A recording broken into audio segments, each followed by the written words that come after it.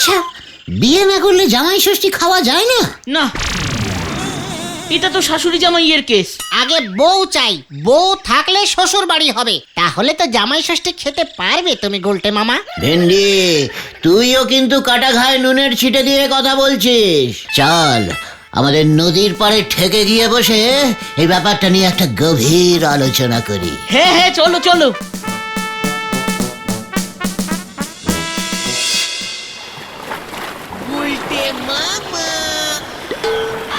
গুলটে মামা, তুমি কি চিন্তা করছো গো? আমি ভাবছি নড়া শ্বশুর বাড়ি গিয়ে কবজি ডুবিয়ে আম কাঁঠাল মিষ্টি কচি পাটার ঝোল আরে কত কিছু খাবে বললো না রে।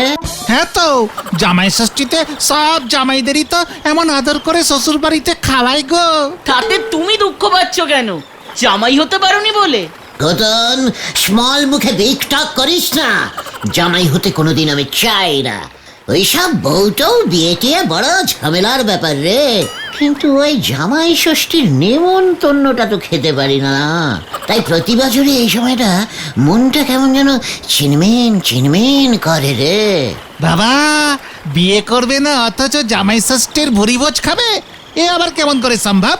তোদের লিডার এই গুলটে গুহর ডিসকোনারিতে অসম্ভব বলে কোনো শব্দ নেই, বুঝেছিস? ধর আমি যদি ভাড়া খাটে, মানে ভেরিজিক্যালি সোজা কেউ যদি আমাকে জামাই ষষ্ঠীর দিন জামাই হিসেবে ভাড়া করে, মানে ওই একদিনের জন্য ভাড়ার জামাই হয়ে গেলাম, জামাই ষষ্ঠীর নেমন্তন্ন খেলাম, আবার টুক করে চলে এলাম।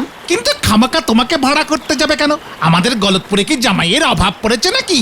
যাদের মেয়ের বিয়ে হয়েছে তাদের প্রত্যেকেরই জামাই আছে, আর ওরা প্রত্যেকেই জামাই ষষ্ঠীর দিন ঠিক